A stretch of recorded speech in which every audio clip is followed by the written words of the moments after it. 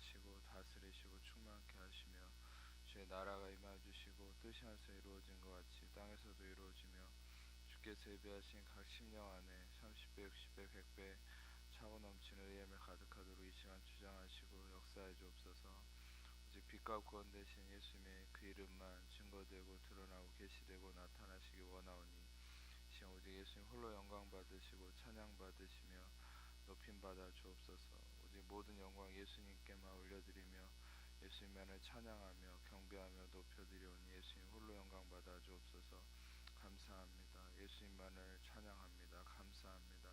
예수님만을 높여드리며 찬양합니다. 감사합니다. 주님 감사합니다. 모든 영광 예수님께만 올려드립니다. 빛과 구원 되신 예수님의 그 이름만 찬양하며 높여드리며 경배합니다. 감사합니다. 예수님만을 찬양합니다. 감사합니다. 주님 감사합니다. 영광 받아 주옵소서. 감사합니다. 모든 영광을 주님께만 올려드립니다. 감사합니다. 예수님께만 모든 영광과 존귀와 찬양 올려드립니다. 감사합니다. 주님 영광 받아 주옵소서. 감사합니다. 예수님만을 높여드리며 우리를 사랑하시는 모든 영광 주님께 올려드리며 우리 사랑하시는 예수님 이름으로 기도합니다. 아멘. 요한복음 18장 10절을 같이 보겠습니다. 요한복음 18장 10절 말씀 함께 같이 읽도록 하겠습니다. 요한복음 18장 10절 말씀. 이에 시몬 베드로가 칼을 가졌는데 그것을 빼어 대제사장의 종을 쳐서 오른편 귀를 베어버리니 그 종의 이름은 말고라. 우리가 예수님이 잡혀가시는 이 상황에 이 종의 귀를 베드로가 칼을 쳐서 잘라버린 사건이 요한복음 18장하고 누가복음 22장 두 곳에서 나오고 있는데 실상 여기서만 이 종의 이름을 밝히고 있습니다. 요한만이.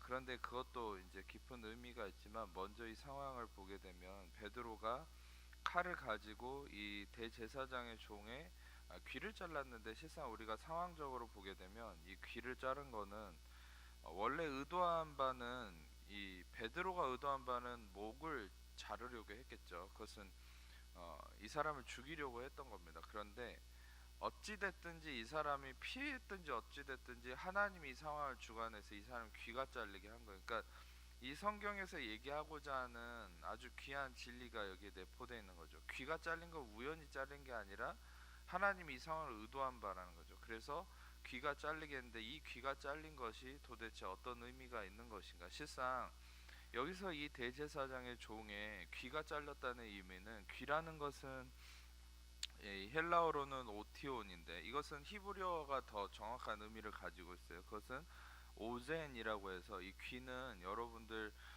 히브리어적 문화적인 의미로는 순종을 의미하는 신체 기관이에요. 그러니까 오젠은 아잔이라는 말에서 나왔는데 이것은 순종을 의미하는 겁니다. 그러니까 다시 말하면 이 대제사장의 종이라는 것도 어떤 의미가 있습니까? 실상 여기서 대제사장의 종이라는 것을 밝혔다는 것도 의미가 있거든요. 이것은 율법의 최고의 권위자, 그 율법의 최고의 권위자의 영향력 아래 있는 이 존재의 어떤 귀를 잘라버렸다. 그리고 율법의 최고의 권위자라는 이 사람의 종이라는 것은 어떤 의미가 있습니까? 최고의 순종의 의미를 갖고 있는 거죠. 자기들이 얘기하는 순종. 그러니까 이들은 자신들의 순종에 매여 있는 어떤 그 율법 아래 있는 존재인데 그 사람의 오른편의 귀를 또 베어버린 건데 오른편이라는 것은 덱시오스라고 그래서 이것은 권력이나 힘을 의미하거든요. 그러니까 이것은 그들이 얘기하는 어떤 권력, 힘과 그들이 얘기하는 순종에 대해서 무엇인가가 그들의 그 모든 것들을 베어버렸다. 근데 베어버렸다는 것은 단순한 커트의 의미가 아니라 이것은 끊거나 중단하다라는 스탑이라는 의미가 있어요. 그러니까 여기서 또 영적인 귀한 의미는 여러분 이제 누가는 심지어 이 그러니까 누가가 누가복음에 쓰였으니까 누가는 이 귀를 베어버린 사람을 언급하지 않습니다. 근데 요한은 말고라는 것도 얘기하고 베드로라는 것도 얘기하거든요. 근데 실상 우리가 알아야 될 것은 이제 전에도 한번 흥미로운 부분이니까 나누자면 전에도 예수님이 꼭 데리고 다녔던 제자의 삼총사가 있습니다. 그것은 베드로와 요한과 야고보, 이 세 명을 늘 예수님 데리고 다녔거든요. 근데 그 이유가 있어요. 베드로와 요한, 야고보의 이름을 여러분이 보시면 베드로는 바위라는, 돌이라는 의미가 있습니다. 그리고 요한은 이 요하난이라고 해서 이것은 그레이스, 은혜를 의미하고, 이 야고보는 야코프라고 해서 이건 서플란트, 즉 이거는 교체하다라는 의미가 있거든요. 그러니까 예수님은 요한복음 1장에서도 언급했듯이 율법은 모세로부터 말미암았지만 은혜와 진리는 예수 그리스도로 말미암았다. 뭐 율법은 모세로부터 주어졌지만 은혜와 진리는 예수 그리스도로 말미암아서 존재되었다. 즉 예수님은 이 은혜가 바로 율법에서 교체되다. 그러니까 율법이 은혜로 교체되었음을 예수님은 나타내는 것이죠. 제자들을 통해서. 성경은 이름 하나하나에도 하나님이 성령의 영감 안에서 그것이 의미하는 진리를 내포하고 있는 것이라고 말씀드렸죠. 그런데 실상 이 말고라는 것도 이따가 좀 나누겠지만, 여기서 이 베드로가 칼을 가지고 이 말고의 귀를 베었다. 베드로는 율법을 의미합니다. 돌에 새긴 죽게 하는 율법의 조문. 그러니까 다시 말하면 이 돌이라는 것은 어떤 율법 그 자체를 의미하는데, 이 베드로가 칼을 가졌는데 또 여기에 또 의미가 있어요. 칼이라는 게 이게 마카이라라는 말인데 이거는 재판관의 수단이라는 의미가 있어요. 그리고 이거는 하나님의 말씀이라는 의미도 있습니다. 마카이라는. 그러니까 이게 우연이 아니죠. 이 베드로가 칼을 가졌다. 이것은 바로 정죄의 수단이죠. 심판의 수단이죠. 그러니까 다시 말하면 심판과 정죄의 수단은 무엇입니까? 그것은 모든 자들을 죄 아래 가두어 버린 율법을 의미하죠. 그런데 이 율법이 바로 무슨 일을 행했습니까? 바로 대제사장의 종의 귀를 잘라버린 거죠.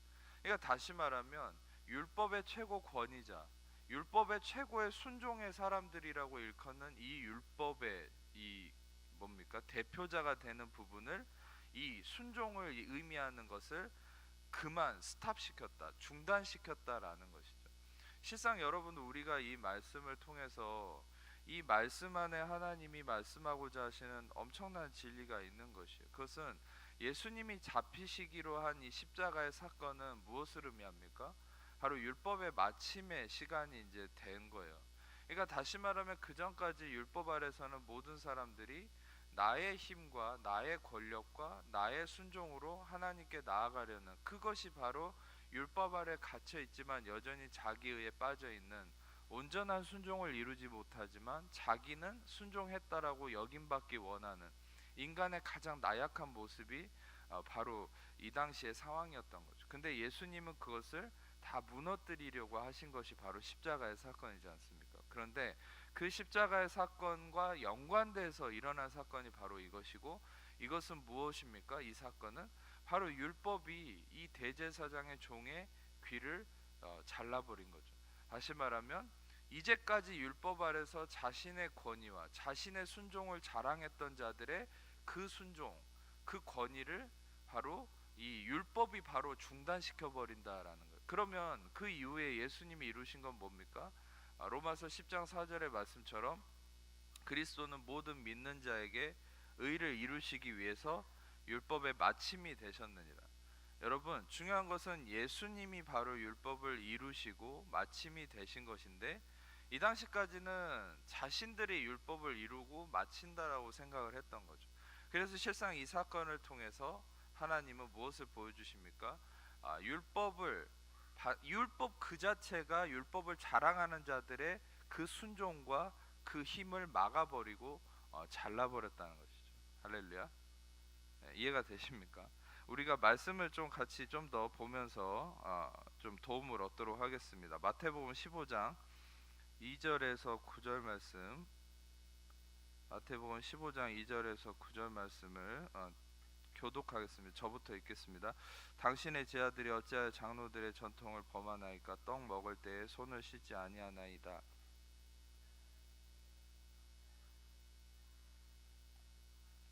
하나님이 이르셨으되 내 부모를 공경하라 하시고 또 아버지나 어머니를 비방하는 자는 반드시 죽임을 당하리라 하셨거늘,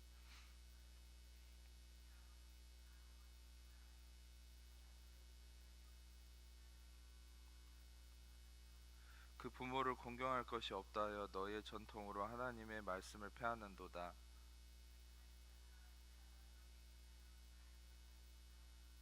이 백성이 입술로는 나를 공경하되 마음은 내게서 멀도다.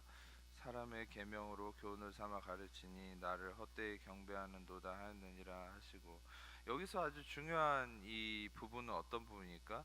이 율법주의자들이 예수님의 제자들이 율법대로 손을 씻지 않고 먹는다고 비판하니까 예수님이 도리어 역으로 비판하죠. 그것은 너희들은 겉으로만 율법을 지키려고 하고 너희 마음에는 하나님에 대한 마음의 진실함이 없다는 거예요. 그러니까 너희들이 지키려고 하는 율법의 그 온전한 순종이 진짜 순종이냐는 거예요. 그거는 가짜라는 거예요. 왜냐하면 여기서도 얘기했듯이 너희는 이르되 누구든지 아버지에게나 어머니에게 말하기를 내가 드려 유익하게 할 것이 하나님께 드려지게 됐다라고, 그러니까 하나님께 보이기 위한 거죠. 하나님께 잘 보이고 그냥 부모를 공경했다 이러고 난 율법을 지켰다고 얘기하는 거예요. 근데 마음은 없다는 거예요.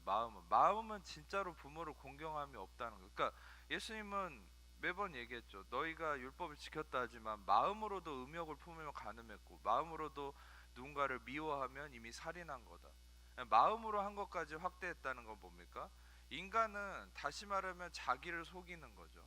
하나님을 속이려 한 거고, 하나님이 그러나 속지는 않지만 중요한 것은 완전한 율법을 순종함이 아니라는 거죠.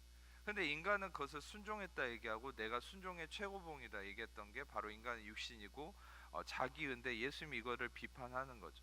그러면서 예수님이 이사야 29장 13절에서 14절을 인용을 했죠. 그게 여기 마태복음 15장 7절에서 9절 말씀인데, 이사야가 예언하기를 이 백성이 입술로는 나를 공경하되 마음은 멀다. 사람의 계명으로 교훈을 삼아 가르치니 나를 헛되이 경배한다. 이것을 한번 찾아보겠습니다. 이사야 29장 13절에서 14절 스크린으로 보시면 됩니다.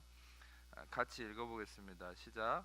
주께서 이르시되 이 백성이 입으로는 나를 가까이하며 입술로는 나를 공경하나 그들의 마음은 내게서 멀리 떠났나니 그들이 나를 경외함은 사람의 계명으로 가르침을 받았을 뿐이라. 그러므로 내가 이 백성 중에 기이한 일 곧 기이하고 가장 기이한 일을 다시 행하리니 그들 중에서 지혜자의 지혜가 없어지고 명철자의 총명이 가려지려. 자, 13절을 보면은 아까 언급된 대로, 마태복음에 언급된 대로 이 백성이 나를 입술로는 공경하지만 그들의 마음은 떠났고 나를 경외함이 뭘로 가르침을 받았다는, 사람의 계명으로. 그러니까 아까 마태복음 15장을 제가 전에도 설교했지만 하나님의 계명이 있어요. 하나님의 계명이라는 게 있어요. 누구도 여기에 흠을 낼 수 없고 더할 수도 없고 뺄 수도 없어요. 완전한 율법이죠. 그런데 사람의 계명이라는 거, 장로의 전통을 사람은 다시 만들어서 하나님의 계명을 훼손시켰다는 거예요. 여러분, 그것도 교회에도 똑같이 그게 나타났죠. 교회의 전통, 교회의 어떤 교리, 교회의 문화. 실상 여러분들 이것이 우리는 말씀 안에서 제대로 분별이 돼야 되는 게, 우리가 진짜 성경적 진리인지 그게 교회의 하나의 문화나 전통인지를 잘 분별할 수 있어야 돼요. 때로는 많은 사람들이 어떤 하나님의 말씀의 진리가 아닌데 하나의 교회 전통이나 문화인데 그것을 진리인 것처럼 받아들여서 지키는 사람들이 너무 많아요. 그걸 율법화 시켜가지고 마치 그걸 안 하면 저주받고 죽을 것처럼. 목사들도 그런 걸 가지고 사람들을 비판하고 정죄하는 경우가 많지 않습니까? 그게 바로 여러분 로만 카톨릭 시대에도 그런 게 이게 허다했죠. 다시 말하면 이 일반 성도들의 눈을, 성경을 다 읽지 못하게 해서 라틴어로 번역해서 성경을 읽지 못하게 하고, 성경을 알지 못하는 사람들은 교황과 이 사제들의 말만 진리로 믿었거든요. 근데 그들은 무엇으로 그들의 마음을 이끌었습니까? 성경의 진리가 아니라 교회의 전통. 그 당시 로만 카톨릭의 전통은 뭐였습니까? 이교도들의 전통이 엄청나게 교회 안에 들어와 있었거든요.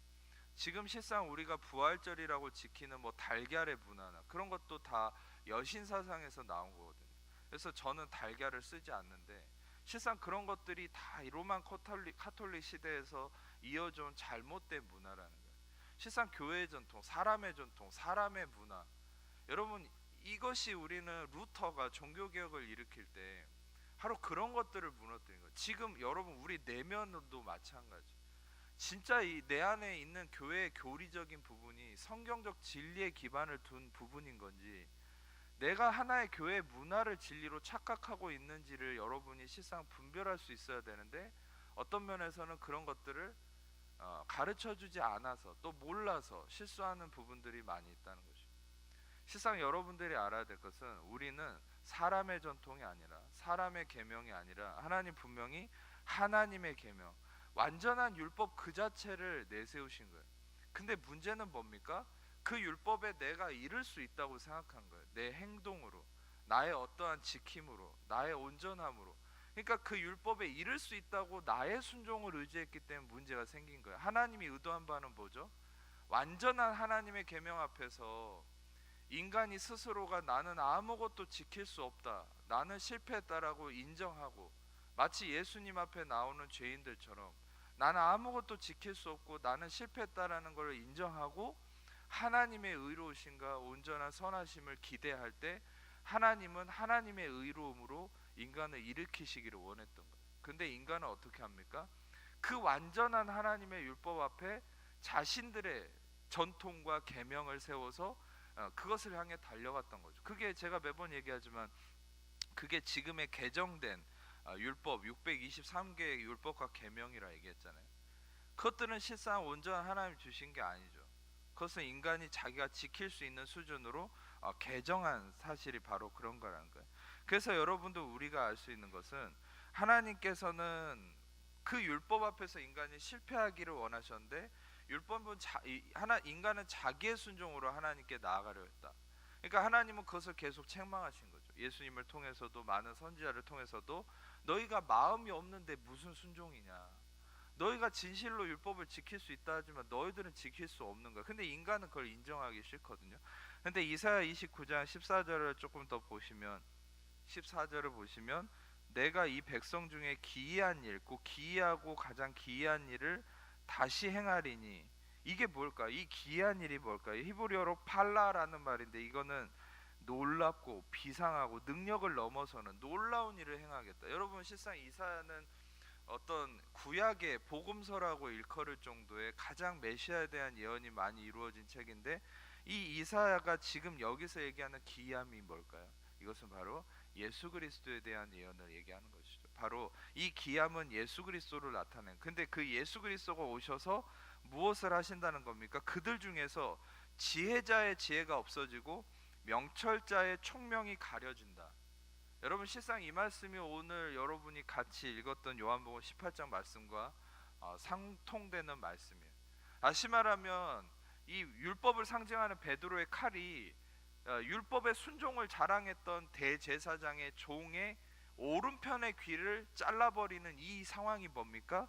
바로 이 기이함이, 이 예수 그리스도가 그들 중에서 지혜자의 지혜를 없애버리고 이 명철자의 총명을 가려버린다.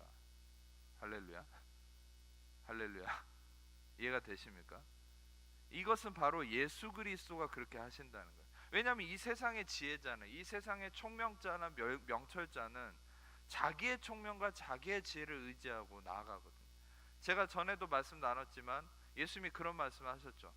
하나님께 이런 기도를 하시죠. 지혜롭고 슬기로운 자들에게는 이 진리를 숨기시고 어린 아이들에게는 나타내심을 감사합니다. 왜 그런 얘기를 합니까? 왜 어린 아이들에게는 하늘의 비밀을 나타내고 왜 지혜롭고 슬기로운 자에게는 가립니까? 그것은 하나님의 지혜가 아니었거든요. 하나님의 슬기가 아니었거든요. 자기들의 순종과 자기들의 의로움으로 자기의 지혜와 명철로 하나님 앞에 나아갔던 자들, 자기의 의로 나아갔던 자들은 하나님 다 가려버리는 거예요. 다 막아버리는 거예요. 그래서 여러분, 실상 이 세상의 지혜라고 얘기하는 것들, 여러분이 서점에서 읽을 수 있는 것은 참된 지혜가 아닙니다. 그건 계시된 진리가 아닙니다. 여러분들은 참된 지혜를 하나님의 말씀 안에서만 얻을 수 있는 거예요. 아멘. 그 말씀도 계시된 예수 그리스도의 진리를 깨달을 때 그 안에서 여러분 참된 지혜를 얻을 수 있어요. 실상 여러분들, 우리는 진정한 지혜를 알지 못해요. 이 거짓된 지혜를 사단을 통해서 많이 잘못되게 습득하는 거죠. 그것은 세상적 지혜, 마귀의 지혜인 것이 되게 많아요. 여러분, 예를 들어서 여러분, 제가 전에도 단어를 하나 소개드렸지만, 영어로는 미스테리, 헬라어로는 미스테리온이라는 말인데, 이 미스테리온이라는 말에서 미스테리가 나왔거든요. 근데 이 미스테리온이란 말이, 미스테리가 세상적 지식 안에서는 신비라는 말이죠. 근데 세상적 이 지혜 안에서는 신비라는 게 뭡니까? 사람들이 잘 알지 못하는 가려진 게 신비죠. 뭐 이상한 불가사 이런 게 신비잖아요. 근데 가려진 거예요. 세상은 가려진 거를 그냥 가려진 상태로 얘기하면서 이건 신비로운 거다, 지혜로운 거다라고 얘기해. 어찌됐든 세상 안에서는 가려진. 근데 성경 안에서 이 미스테리온이란 말은 원래 성경에서 나온 말인데, 이 미스테리온, 이 성경 안에서 얘기하는 미스테리온은 뭐냐면, 이것은 바로 가려졌던 것이 계시되고 드러난 것을 미스테리온이라고 그러냐. 가려진 것이 드러난 게 뭡니까? 성경에서 바로 여러분, 구약에 가려졌던 것이 신약에서 드러나고, 다시 말하면 옛것에서 옛것 안에 숨어 있는 그 새 것, 바로 우리가 알고 있는 그것이 뭡니까? 바로 예수 그리스도죠. 바로 여러분, 우리는 온전한 진정한 미스테리오는 바로 예수 그리스도라는 거예요. 아멘. 그것은 세상은 가려져서 보지 못한다니까요. 세상에서는 미스테리온 이 예수 그리스도가 신비해요. 근데 이 바울이 언급했던 단어의 미스테리온은, 근데 이 신비는 우리에게만 계시된 거예요. 예수 그리스도가. 그러니까 여러분, 다시 말하면 우리는 예수 그리스도 참된 지혜와 진리를 우리는 말씀의 복음 안에서만, 교회 안에서만 그거 얻을 수 있는. 그러니까 여러분들 지혜를 얻기 위해서 또 하나님의 말씀을 찾으시고 그 말씀의 복음을 깨달음으로 참된 지혜에 이르기를 축복합니다. 여담이지만. 근데 중요한 것은 여러분, 예수 그리스도의 진리가 어떻게 임한다는 겁니까? 예수 그리스도가 이 땅에 모든 지혜와 명철을 닫아버린다. 바로 아까 베드로가 종의 귀를 잘라버린 것처럼, 실상 이들의 이 종의 귀를 잘라버린 거, 하나님은 우리의 의가 기반된 우리의 순종을 원하지 않는다라는 것이죠. 아, 그러면 목사님, 우리가 순종하는 것이 다 헛된 것입니까? 이렇게 얘기할 수 있어요. 우리가 로마서 9장 말씀을 한 번 더 참고적으로 좀 보겠습니다. 로마서 9장 30절에서 33절 말씀 같이 읽겠습니다. 시작.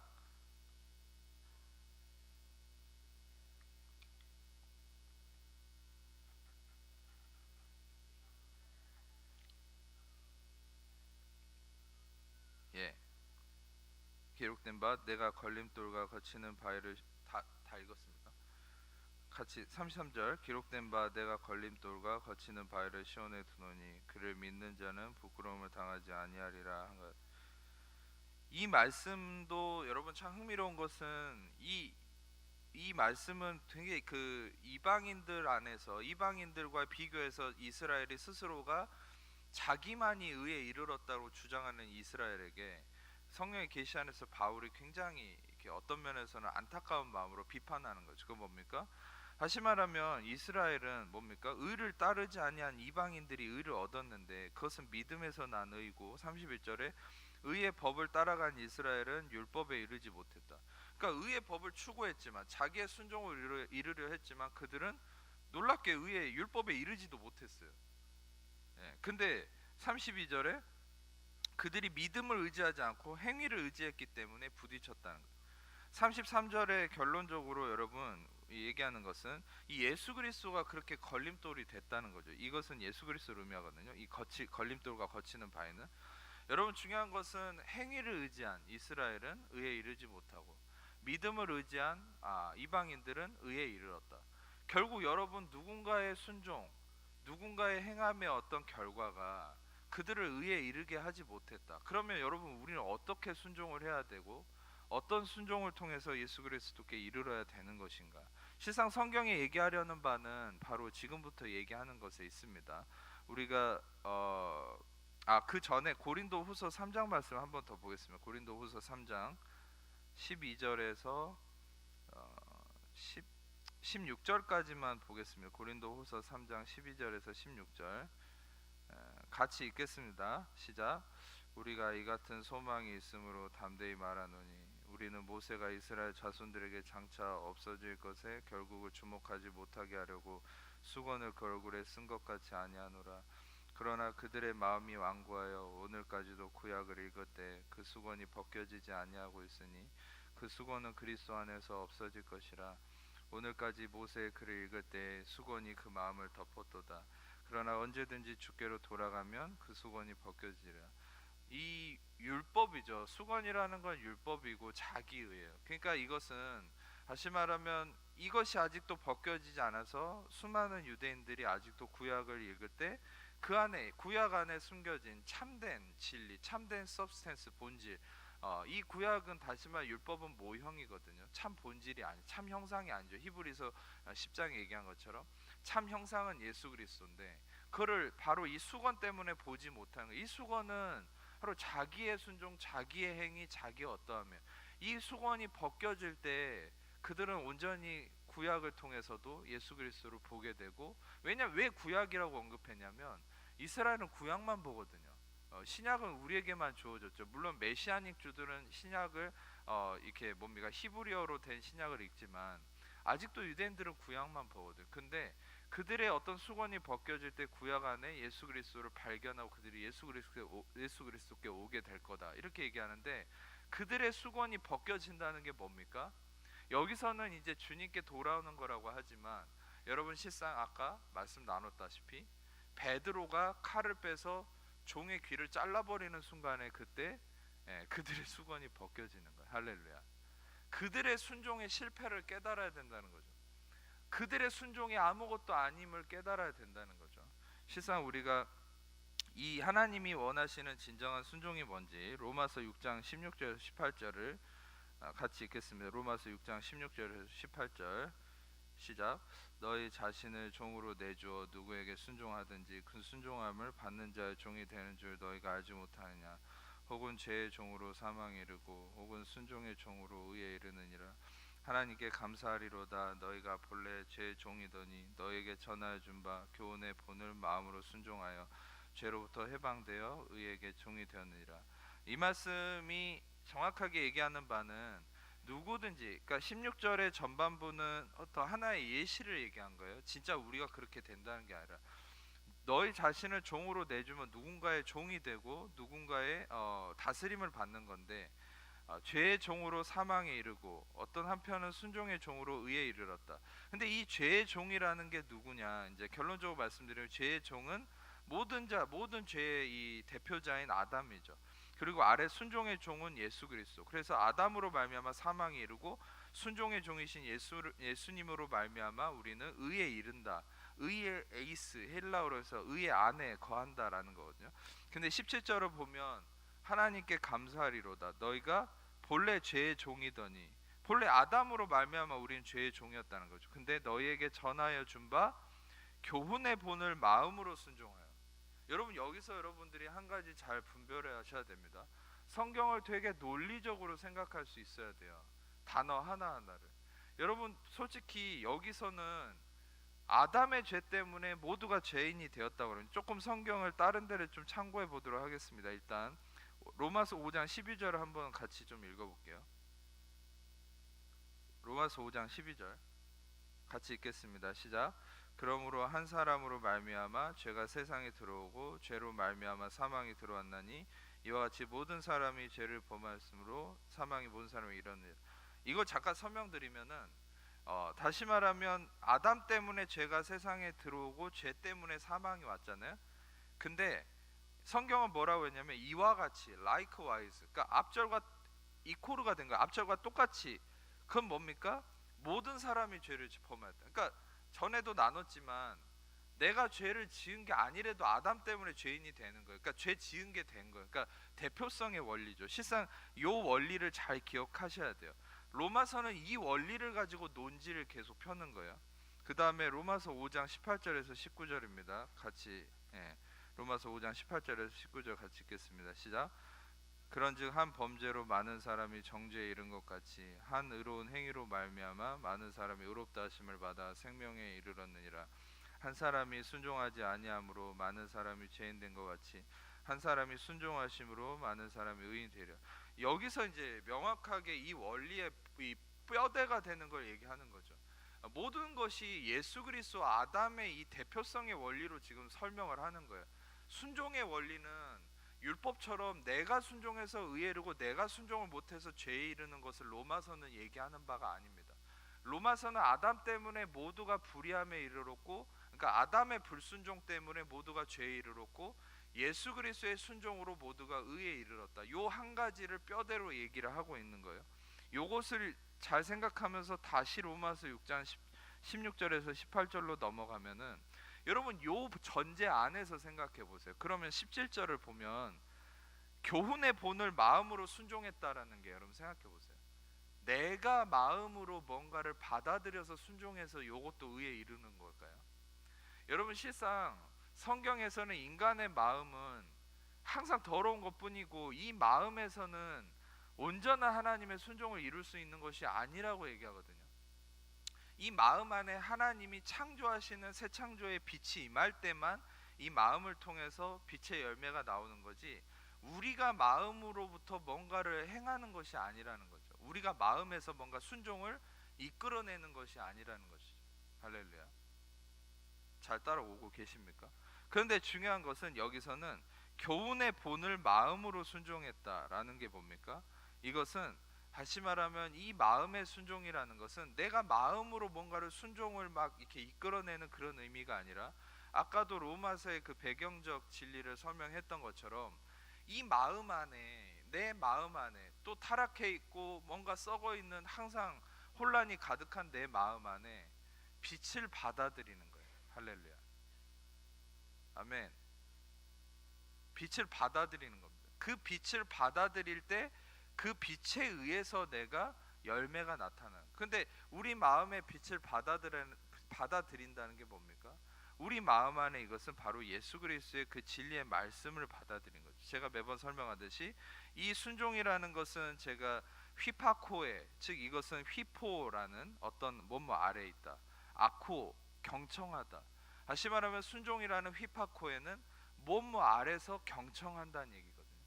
다시 말하면 이것은 정확하게 형상화된 것이 그 뭡니까, 그 마리아와 마르다의 얘기에 나온 것처럼 마리아가 예수님 발치에서 그 은혜의 말씀을 계속 들었던 그 모습.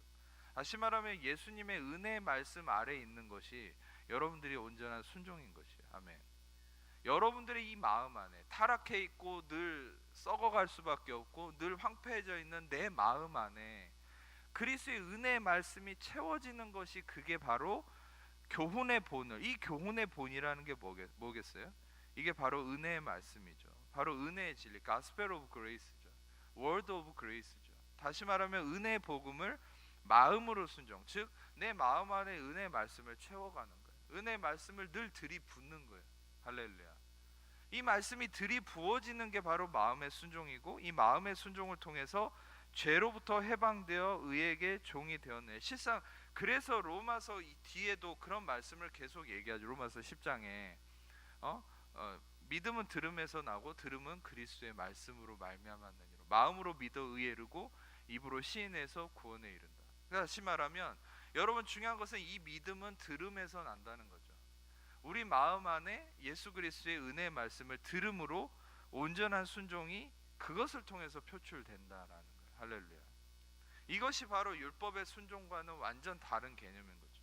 신약에서의 순종은 내가 마음으로 뭔가를 이끌어내고 내 행위를 채찍질해서 이루어내는 순종이 아니라, 바로 여러분 말고의 귀가 잘린 게 그런 의미인 거예요. 그런 순종을 하나님 더 이상 원하지 않는다는 거예요. 지금 실상 많은 교회들이 그런 순종 안에 취했기 때문에 잘못된 열매들이 계속되고 있는 겁니다. 교회 안에서 그런 썩은 열매인 거죠. 나의 순종으로 인한 열매인 거예요.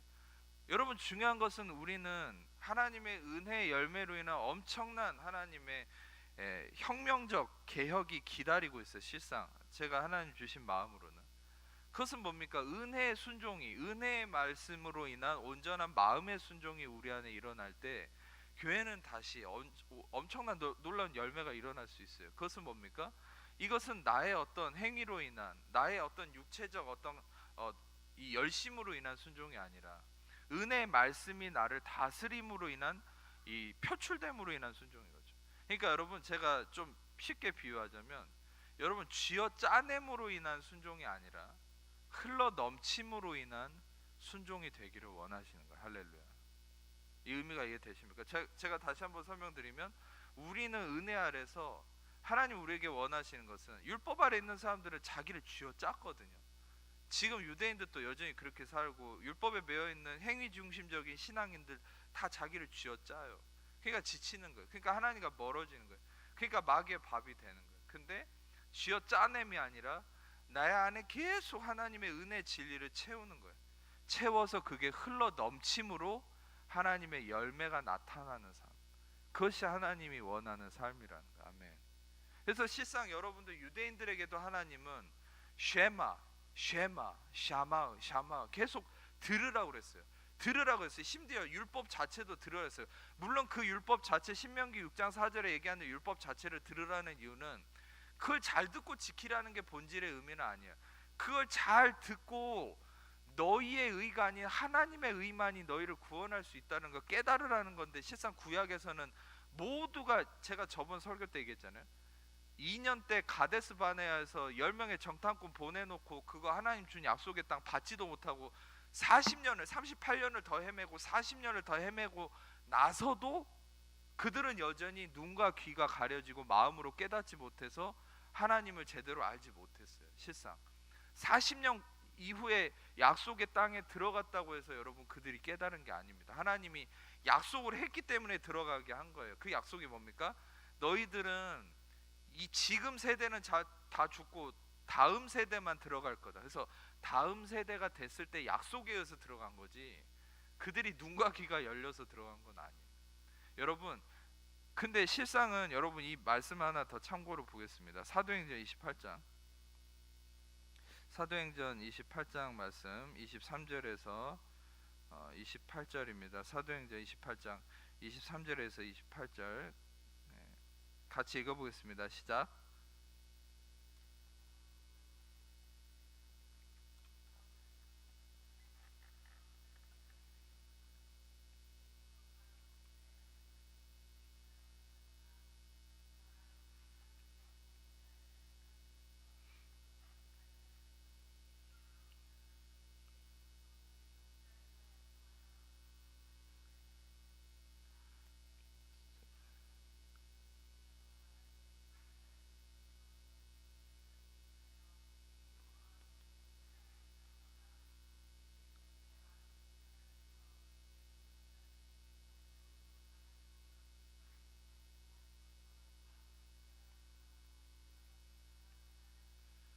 그런즉 하나님의 이 구원이 이방인에게로 보내어진 줄로 알라. 그들은 그것을 들으리라 하더라. 바울이, 여러분 하나님의 사람인 바울이 로마의 마지막 사역을 할 때 2년간 자기 셋집에서 어떻게 사역했냐면, 그가 유숙하는 집에 사람이 다 찾아오는데 아침부터 저녁까지 여러분 설교 1시간 넘어가면 힘드시죠. 근데 바울은 아침부터 저녁까지 강론하고 하나님 나라를 증언했다고 그래요. 그리고 어떤 내용을 설교한 겁니까? 모세 율법과 선지자의 말을 가지고 예수에 대해서 권하다. 할렐루야. 여러분 매번 말씀드리지만 우리가 해야 될, 우리가 들어야 될 말씀의 핵심 뭐냐면, 모세 율법과 선지자 모든 성경 안에서 예수 그리스도에 대한 그 말씀을 우리는 전하고 들어야 되는 거예요. 실상 제가 전에도 요한복음 5장 말씀을 계속 나눴지만, 너희가 성경에서 영생을 얻는 줄로 생각하고 성경을 연구하거니와 이 성경은 나에 대해서 증언하려는 것이다. 예수님은 말씀하셨거든요. 성경 말씀은 예수에 대한 것을 나타내기 위해서 쓰여진 것이고, 창세기 첫 자부터 요한계시록 마지막 자까지 실상 예수 그리스도에 대한 것을 증언하고 나타내는 것을 예수님도 하셨지만 선지자들도 했지만 바울도 했고, 은혜 복음이라고 얘기하는, 제가 얘기하는 은혜 복음이라는 게 뭡니까? 이것은 바로 모든 말씀 안에서 예수 그리스도를 드러내는 것이. 할렐루야. 아멘. 아멘. 예. 그래서 여러분 중요한 것은, 여기서 이 바울은 예수에 대해서 율법과 선지자의 말을 가지고 권했는데, 재밌는 것은 그 말을 믿는 사람도 있고 믿지 아니하는 사람도 있고 흩어졌다고 얘기하죠. 그러니까 중요한 것은 진리를 얘기하고 놀라운 하나님 나라의 말씀을 얘기하는데, 여러분 중요한 것은 믿지 않는 사람도 있다는 거예요. 그러니까 그게 뭡니까? 눈과 귀가 가려져 있다는 거죠. 그러니까 인간의 어떤 실존은 그렇습니다. 진리를 보아도 보지 못하고 들어도 듣지 못하고 마음으로 깨닫지 못하는, 이게 인간의 안타까움이에요. 그래서 하나님은 하나님 사람들을 통해서 계속 전하게 하신 것이죠. 수많은 이 성경의 역사 가운데서, 또 교회의 역사 가운데서 지금도 실은 은혜의 말씀은 계속 울려 퍼져야 되는데, 실상 마귀는 동일하게 다른 전략을 짜는 것이죠. 그 뭡니까? 이 은혜의 말씀에 인간의 행위를 섞어서 인간의 행위를 동일하게 전하게 함으로 이것이 섞여져서 이 온전한 진리가 희석되게 하는 거죠. 실상 여러분, 우리는 하나님의 이 온전한 순종, 하나님의 온전한 진리의 말씀을 왜 계속해서 우리의 마음에 새기고 나아가야 되냐면, 여러분, 우리가 행위로 하는 것은 하나님이 그것에 열매를 주지 못하기 때문이에요. 여러분, 제가 마지막으로 말씀드리지만 요한복음 15장의 포도나무와 가지의 비유는 우리의 실존을 정확하게 얘기한다고 말씀드리지 않았습니까? 가지가 할 수 있는 게 뭐가 있습니까? 가지는 아무것도 온전한 것을 이룰 수 없죠. 그것을 나무가 하는 것이죠. 나무가 양분을 이끌어내서 가지를 통해 열매를 맺는 것이죠. 여러분, 중요한 것은 가지는 오직 붙어 있는 것입니다. 가지가 자기의 노력으로 열매를 열심히 순종해서 열매를 내는 것이 아니에요. 실상 여러분, 이 가지라는 것도 우리가 어떤 소나무나 이런 나무를 생각하시면 안 돼요. 정확한 비유는 예수님 포도나무를 비유했잖아요. 포도나무의 가지는 얼마나 연약한 줄 아십니까? 포도나무의 가지는 몸통이 이렇게 뻗어 있는 게 아니에요. 그 등나무처럼 이렇게 서로 얽혀 있어요. 얇은 것들이.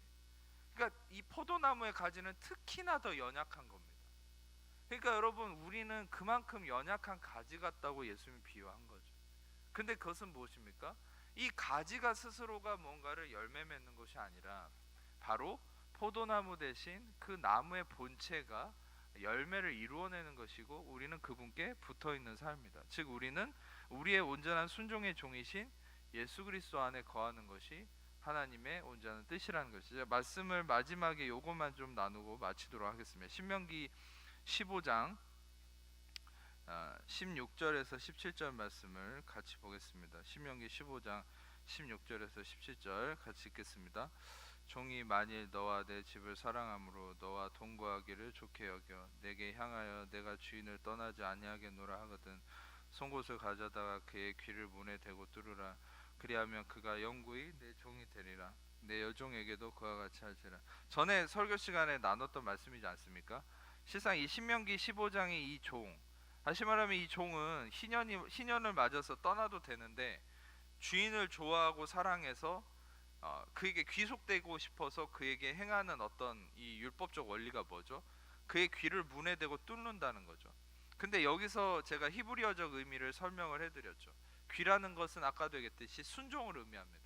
이 귀를 문에 대고 뚫었다, 나탄이라는 히브리어인데 이거는 건네주다, 주다, 이거는 좀 더 깊은 의미로 구원하고 지불한다는 의미가 있어요. 다시 말하면 이 종이 행하는 이 의미가 뭡니까? 나의 순종을 주인에게 지불하고 준다는 거죠.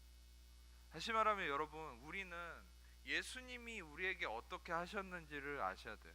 예수님은 철저하게 순종의 종으로 오셨고 그분의 순종을 지불하셨습니다. 우리의 순종을 1차적으로 요구하신 것이 아니에요. 예수님은 자신의 순종을 하나님께 내어드리셨습니다. 자신의 생명도 내어주셨습니다. 예수님의 온전한 순종이 지불되었을 때 우리가 불순종했음에도 그분의 순종의 열매가 뭡니까? 영생이고 생명이고 의로움이죠. 그래서 우리는 그분의 순종 때문에 우리는 의와 생명과 그 열매 아래 이르게 된 것입니다. 아멘. 여러분, 우리는 알아야 될 것은 예수님의 순종으로 우리가 의에 이르게 된 것이에요. 그래서 여러분, 이 종은 어떻게 됩니까? 문에 귀를 대고 뚫어서 영원히 그 종에게 귀속된다. 여러분, 예수님은 요한계시록에 금띠를 띠고 계신다고 하거든요. 요한계시록에. 여러분, 그 종은 항상 띠를 띠고 있어요. 예. 근데 예수님은 금띠를 띠고 있습니다. 요한계시록을 보면 지금 하나님 나라에도 여러분 안에서도. 근데 그것은 무엇을 의미합니까? 그것은 의로움의 종이다. 바로 의의 종으로서 영원히 여러분을 섬기기 위해서 늘 여러분을 섬기는 분이 바로 예수 그리스도라는 거예요. 할렐루야. 우리가 왜 온전한 순종을 하는 것이 힘드냐? 예수님이 나를 섬기고 있다는 걸 깨닫지 못해서 그래요. 항상 나만 하나님을 섬긴다고 생각하는 거예요. 나만 이웃을 섬긴다고 생각하는 거예요. 율법적으로 내가 그렇게 해야 된다고 생각하는 것에 지쳐 있는 거예요. 아니요.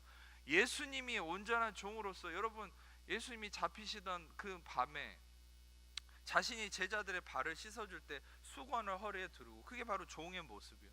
마가복음을 보세요. 마가복음은 디바인 서번트, 즉 거룩한 종으로서 오신 예수님을 의미하는 책이거든요. 그러니까 끊임없이 병을 고치고 일만 합니다. 마가복음을 보면 그 바로 끊임없이 쉬지도 않고 우리를 섬기시는 예수님의 모습을 나타내요. 성경에서는 이스라엘의 하나님은 졸지도 않고 주무시지도 않는다. 하나님 바로 예수 그리스도는 여러분들을 끊임없이 섬기는 분이다. 다시 말하면 여러분, 우리는 그분이 나를 섬긴다라는 이 믿음 안에 있을 때 우리는 여러분 그것에 힘을 얻어서 여러분도 온전한 순종의 열매를 이룰 수 있다는 거예요. 1차적으로 내가 순종을 이끌어내려는 것을 여러분 스탑하시기 바랍니다. 내가 뭔가를 순종하기로 막 노력하지 마십시오. 그 전에 예수님이 나를 위해서 온전한 순종의 종이 되시고 그분의 순종을 나에게 주셨고 그분의 순종의 대가지불로 내가 의에 이르렀음을 깨달으십시오. 듣고 깨달으십시오. 할렐루야. 마태복음 15장의 말씀처럼 예수님이 아까 그 말씀 읽어보면 듣고 깨달으라 그러거든요. 예. 여러분들은 예수님의 순종으로 순종의 열매에 이를 수 있어요. 여러분, 우리가 먼저 해야 될 것은 예수님이 얼마나 위대한 순종의 본을 보이셨는지, 예수님 그분이 얼마나 위대한 순종의 종이셨는지 그 예수님에게 초점을 맞추는 거예요. 그 예수님이 지금도 여러분을 섬기고 있습니다. 나는 내 남편도 나를 안 도와주고, 또 부인 그 남편분들, 나는 내 아내가 이렇게 나를 안 섬겨준다. 그 이전에 예수님이 여러분을 섬기고 계심을 보십시오. 자녀들은 왜 이렇게 부모님은 나를 안 도와줄까? 또 부모는 왜 내 자녀는 그렇게 나를 안 도와줄까? 아니요. 예수님이 여러분을 돕고 계시고 예수님이 여러분을 늘 섬기고 계심을 바라보십시오. 그것이 진리입니다. 아멘. 그 진리 안에서 여러분 자유함을 누리는 거예요. 그 참된 진리 안에서 여러분 예수님의 순종이 여러분의 참된 순종의 열매로 여러분들을 통해서 하나님의 아름다운 열매가 가득 되시기를, 또 의의 열매가 가득 차오르시기를 축복합니다. 기도하겠습니다. 주님 감사합니다. 이 시간에 말씀을 통하여서 참된 순종의 종이 되신 예수 그리스도의 진리 안에서 우리가 우리의 행함으로 인한 열매가 아닌 바로 예수 그리스도로 인한 순종의 열매로 우리가 의에 이르게 되었고, 또 그것으로 말미암아서만이 우리가 우리의 모든 삶을 통해 생명의 열매가 이루어질 수 있음을 알게 하시니 감사합니다. 계속적으로 우리의 영원한 순종이 되시고 우리를 영원히 섬기고 계시는 그 예수님을 바라보면서 그 예수님 안에서 참된 순종의 열매를 맺어가는 우리 모든 성도님들 되도록 축복하시고 함께하여 주옵소서. 감사드리며 예수님 이름으로 기도합니다. 아멘. 이젠 우리 주 예수 그리스도의 은혜와 아버지 하나님 사랑하심과 성령님 교통하심이 이 시간 모든 귀한 하나님 자녀들 위해 지금부터 영원토록 함께 하시기를 간절히 축원하옵나이다. 아멘.